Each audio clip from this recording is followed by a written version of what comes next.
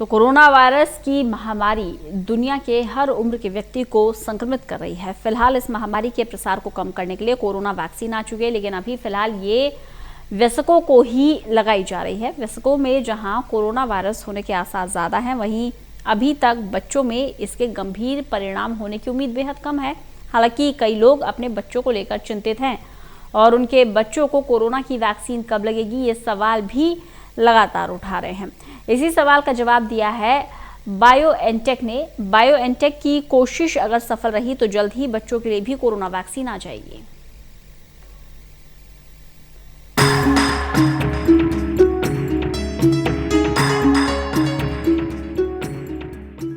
Corona virus से हर उम्र के लोग संक्रमित होते जा रहे हैं। इस महामारी को खत्म करने के लिए फिलहाल जो टीके बनाए गए हैं वे केवल वयस्कों के लिए ही हैं।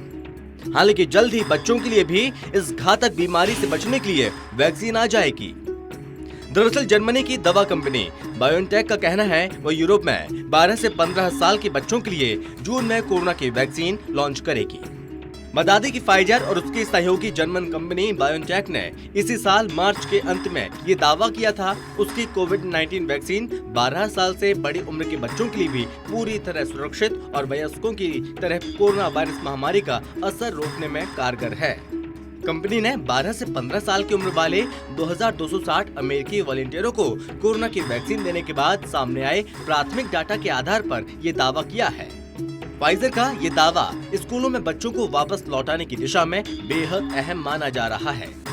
फाइजर के सीईओ अल्बर्ट बोरेला ने कहा उनकी कंपनी जल्द ही 12 साल से बड़ी उम्र के बच्चों के लिए वैक्सीन उपयोग की आपातकालीन मंजूरी मांगने के लिए यूएस एफडीए और यूरोपीय नियामकों के पास आवेदन दाखिल करेगी।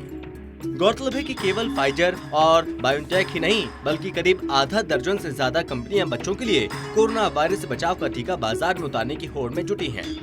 कंपनियों का दावा है जल्द ही 6 माह के बच्चे के लिए भी बाजार में कोरोना टीका उपलब्ध होगा। विशेषज्ञों का मानना है इस महामारी को रोकना है तो बच्चों का भी टीकाकरण करना ही होगा।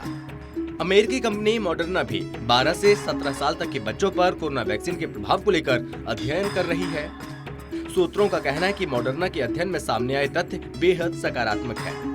इसके चलते यूएसडीए पहले ही फाइजर और मॉडर्ना को 6 साल की उम्र वाले नवजात बच्चे तक पर कोविड-19 के प्रभाव पर शोध करने की परमिशन दे चुका है।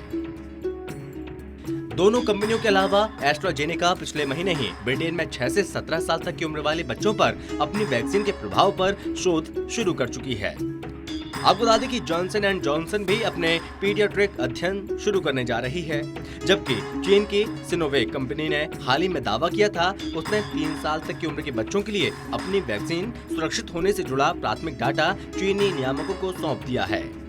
बच्चों पर कोरोना वायरस के संक्रमण को लेकर भले ही कोई गंभीर परिणाम अब तक सामने न आया हो, लेकिन बच्चों से वयस्कों में कोरोना वायरस के संक्रमण का खतरा हमेशा बना रहता है और ऐसे में बच्चों को कोरोना का टीका लगाया जाना महत्वपूर्ण हो जाता है। Special desk, total TV.